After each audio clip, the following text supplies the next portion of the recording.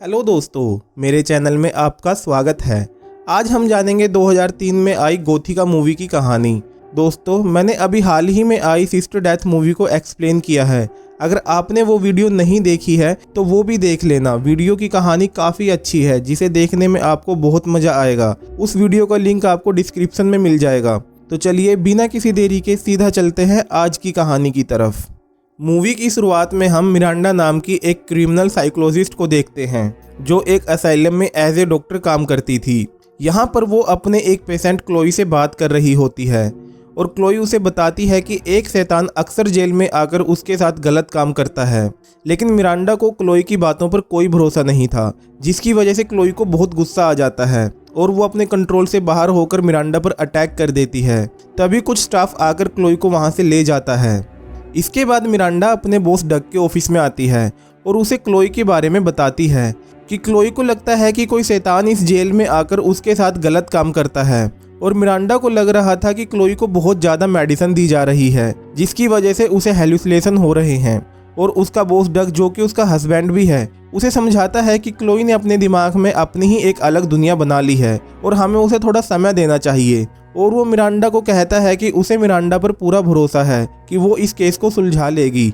इसके बाद वो दोनों किस करने लगते हैं। तभी वहाँ पर एक दूसरे साइकोलॉजिस्ट डॉक्टर ग्राहम आ जाते हैं। इसके बाद ऑफिसर डग को किसी काम से वहाँ से जाना पड़ता है और डग के जाने के बाद डॉक्टर ग्राहम मिरांडा के साथ फ्लर्ट करने लगता है, जिससे हमें पता चलता है कि वो उसे पसंद करता है। लेकिन मिरांडा उसे भाव नहीं देती और अपने ऑफिस में जाकर क्लोई के केस पर काम करने लगती है। तभी ऑफिस की लाइट गुल हो जाती है और मिरांडा अपने घर के लिए निकल जाती है। और ऑफिस से निकलते वक्त वो ऑफिस के सिक्योरिटी गार्ड जॉय को बहुत अच्छे से ग्रीट करती है।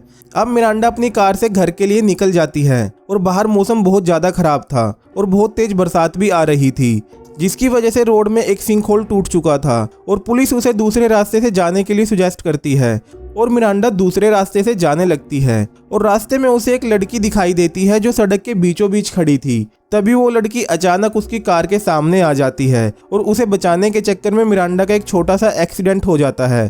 तभी मिरांडा उस लड़की को देखने के लिए कार से बाहर आती है और वो देखती है कि उस लड़की की हालत बहुत ख़राब है। उसकी बॉडी पर बहुत ज़्यादा चोटों के निशान थे और मिरांडा उस लड़की की हेल्प करने की कोशिश करती है। लेकिन तभी उस लड़की और मिरांडा की बॉडी में आग लग जाती है और ये सीन यहीं पर कट हो जाता है।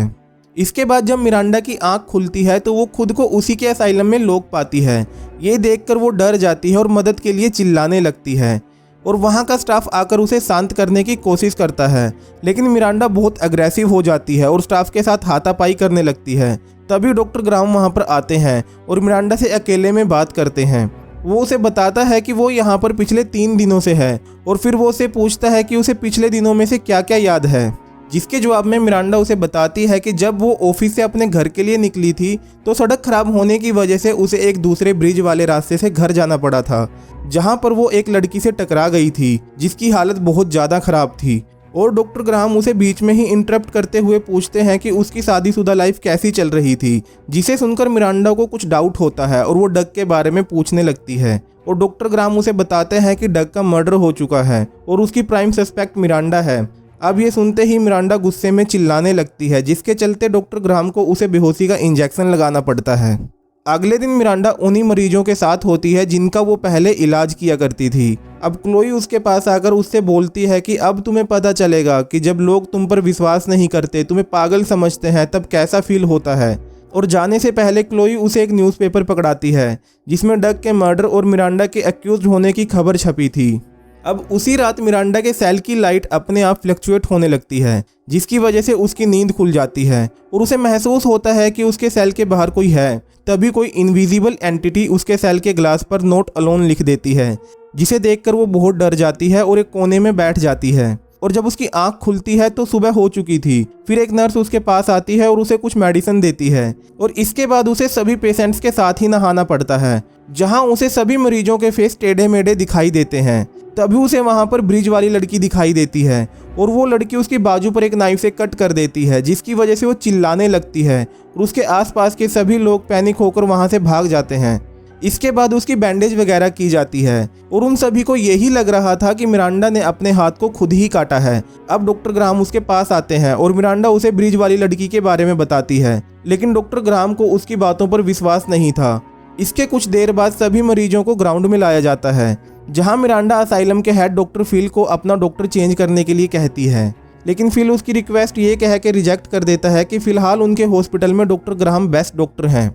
अगले दिन मिरांडा का लॉयर टैडी उससे मिलने आता है। वो मिरांडा को बताता है कि उनके केस की सुनवाई अगले हफ्ते होने वाली है और सारे सबूत उसके खिलाफ हैं। अब उसके पास बचने के लिए एक ही रास्ता है कि वो पागलपन का नाटक करे। ये सब सुनकर मिरांडा को गुस्सा आ जाता है। वो कहती है कि वो पागल नहीं है और ना ही उसने डग को मारा है, लेकिन कोई भी उसकी बात पर यकीन नहीं कर रहा था। इसके बाद वहाँ पर इन्वेस्टिगेशन के लिए एक पुलिस ऑफिसर रायन आता है, जो कि डग का बेस्ट फ्रेंड था, और इन्वेस्टिगेशन के दौरान वो अपना आपा खो देता है और मिरांडा पर चिल्लाते हुए उससे पूछता है कि उसने डग को क्यों मारा।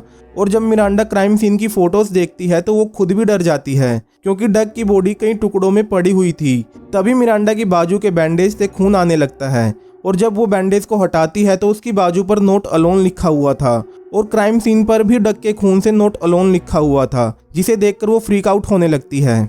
अब उसी रात जब मिरांडा सो रही थी तो उसे चीज़ें याद आने लगती हैं। वो ड्रीम्स में देखती है कि जब उस लड़की की हेल्प करने के लिए वो कार से बाहर निकली थी तो उस लड़की में और उसमें आग लग गई थी, मतलब उस लड़की ने उसे पोजेस्ट कर लिया था। फिर वो अपने घर गई और एक कुल्हाड़ी से डग को मार दिया।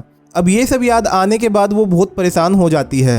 अब अगले दिन डॉक्टर ग्राहम मिरांडा को डॉक्टर फिल के ऑफिस में लेकर जाता है और मिरांडा फिल को बताती है कि जब डग का कत्ल हुआ था वो घर में अकेली नहीं थी, वहाँ पर कोई और भी था।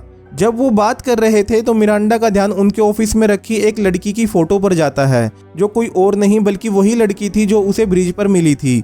लेकिन डॉक्टर फिल उसे कहते हैं कि ये पॉसिबल नहीं है, क्योंकि ये फोटो उसकी बेटी रीचल की है, जिसने 4 साल पहले सुसाइड कर लिया था। और मिरांडा को कुछ भी समझ नहीं आ रहा था कि उसके साथ क्या हो रहा है। अब उसी रात मिरांडा को फिर से सेल के बाहर किसी के होने का एहसास होता है। वो कहती है कि अगर तुम रीचल का भूत हो तो उसकी सेल का दरवाज़ा खोल दो, और सरप्राइजिंगली वो दरवाज़ा खुल जाता है। अब मिरांडा चुपके से डॉक्टर ग्राहम के ऑफिस में जाती है। तभी उसका कंप्यूटर अपने आप ऑन हो जाता है और उसकी स्क्रीन पर रीचल की सुसाइड की खबर थी। तभी एक दूसरी टैब में सीसीटीवी फुटेज चलने लगती है, जिसमें वो एक दूसरे फ्लोर पर रीचल के भूत को देखती है। और तभी उसे याद आता है कि उसी फ्लोर के एक सेल में क्लोई भी कैद है, और वो भागकर उसी फ्लोर पर जाने लगती है। और जब वो क्लोए के सेल के पास पहुंचती है तो उसे उसकी सेल में एक आदमी दिखाई देता है, जो क्लोए के साथ गलत काम कर रहा था। मिरांडा उस आदमी का फेस तो नहीं देख पाती, लेकिन उसे उसकी छाती पर एक बर्निंग गर्ल का टैटू दिखाई देता है, जिसे देखकर वो डर जाती है और चिल्लाते हुए वहां से भाग जाती है और गार्ड्स उसे पकड़ लेते हैं।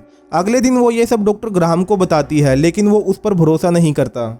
इसके बाद मिरांडा फिर से क्लोए से मिलती है और उससे माफ़ी मांगती है, क्योंकि जब वो उसका इलाज कर रही थी तब उसने कभी भी उस पर भरोसा नहीं किया था। और क्लोई उसे हक कर लेती है और उसे बताती है कि उस शैतान ने कहा है कि मिरांडा उसकी नेक्स्ट विक्टिम होने वाली है। अब उस रात मिरांडा डर की वजह से सो नहीं पा रही थी। तभी रीचल का भूत उस पर अटैक कर देता है, जिसे गार्ड सीसीटीवी में देख लेते हैं और उन्हें लगता है कि मिरांडा सुसाइड करने की कोशिश कर रही है, इसीलिए वो उसे बचाने के लिए आते हैं। लेकिन तभी मिरांडा उनसे चाबी चुराकर भाग जाती है और सिक्योरिटी ऑफिसर जॉय उसके भागने में मदद करता है, क्योंकि वो मिरांडा को अच्छे से जानता था और उसे उस पर पूरा भरोसा था। अब मिरांडा जॉय की कार लेकर अपने घर की तरफ निकल जाती है। तभी वो कार की बैक सीट पर रीचल को देखती है और कार अपने आप बहुत तेज स्पीड से चलने लगती है, जिसकी वजह से उसका एक्सीडेंट होते होते बच जाता है। अब मिरांडा चिल्लाते हुए रीचल से पूछती है कि वो उससे क्या चाहती है, लेकिन वो उसका कोई जवाब नहीं देती। इसके बाद वो जैसे तैसे अपने घर पहुंच जाती है और घर के अंदर जाते ही उसे विजुअल्स आने लगते हैं कि कैसे उसने बड़ी बेरहमी से डग को मार दिया था। इसके बाद वो बाथरूम में जाती है और उसे विजुअल्स आते हैं कि वो डग के खून से बाथटब को भरकर उसमें बैठी हुई है, और जब वो उठती है तो अजीब तरीके से चिल्लाने लगती है और हम देखते हैं कि कैसे रीचल ने उसे पोजेस्ट कर लिया था। अब ये सब याद करके मिरांडा रोने लगती है और डग की फोटो देखते हुए चिल्लाती है कि उसने डग को क्यों मारा। तभी कोई उसके कान में विलो क्रीक नाम की एक जगह का नाम बोलता है और मिरांडा को याद आता है कि विलो क्रीक में डग की एक प्रॉपर्टी है जहाँ पर वो अक्सर जाया करता था। अगले दिन मिरांडा उस जगह पर जाती है और स्टोर में उसे एक बेसमेंट का दरवाज़ा मिलता है और बेसमेंट का नज़ारा देखकर वो दंग रह जाती है। वहाँ पर एक पूरे का पूरा सेटअप था, जिसमें एक बेड था जिस पर लोहे की चैन बंधी हुई थी, कुछ लाइट्स थी और एक कैमरा था। यानी कि यहाँ पर कुछ ना कुछ तो गलत हो रहा था, जिसे कैमरे में रिकॉर्ड किया जाता था। तभी कैमरा अपने आप ऑन हो जाता है, जिसमें वो देखती है कि डग यहाँ पर एक लड़की को बांधकर उसके साथ गलत काम कर रहा था, जिसे देखकर वो बहुत हैरान हो जाती है। तभी एक पुलिस ऑफिसर भी वहाँ पर पहुँच जाता है और जैसे ही मिरांडा उसे कुछ बताने जाती है तो दो हाथ उसे पीछे से पकड़ लेते हैं और हम देखते हैं कि वही लड़की है जिसे हमने वीडियो में देखा था, जिसे डग ने 3 हफ्ते पहले किडनैप किया था। इसके बाद वहां पर पुलिस आ जाती है और ये एरिया पुलिस ऑफिसर रायन के अंडर आता था, जिसकी वजह से न्यूज़ रिपोर्टर उससे काफ़ी क्वेश्चनिंग करने लगते हैं, लेकिन वो उनके किसी सवाल का कोई जवाब नहीं देता और वो अभी भी मिरांडा को ही पकड़े हुए था। लेकिन तभी वहां पर डॉक्टर ग्राहम और टैडी आ जाते हैं और मिरांडा को डिफेंड करते हैं, क्योंकि अब डग की हरकत सबके सामने आ गई थी तो मिरांडा का उसे मारना भी जस्टिफाई होता है और उसी की वजह से एक लड़की की जान भी बची है। इसके बाद डॉक्टर फिल मिरांडा से मिलने पुलिस स्टेशन में आते हैं और वो डग की सच्चाई जानकर काफी हैरान थे और मिरांडा उसे बताती है कि रीचल ने भी सुसाइड नहीं किया था, बल्कि वो भी डग की ही एक विक्टिम थी और रीचल की वजह से ही ये सारी चीजें सामने आई हैं। लेकिन अभी भी मिरांडा नॉट अलोन का मतलब नहीं समझ पाई थी, इसलिए वो डॉक्टर ग्राहम से मदद मांगती है और उसे टैटू वाले आदमी के बारे में बताती है, क्योंकि उसे लग रहा था कि डग के साथ इस सब में कोई और भी शामिल है। और डॉक्टर ग्राहम को मिरांडा की भूत वाली स्टोरी पर यकीन नहीं था, लेकिन फिर भी वो अपने ऑफिस में जाकर टैटू के बारे में रिसर्च करता है।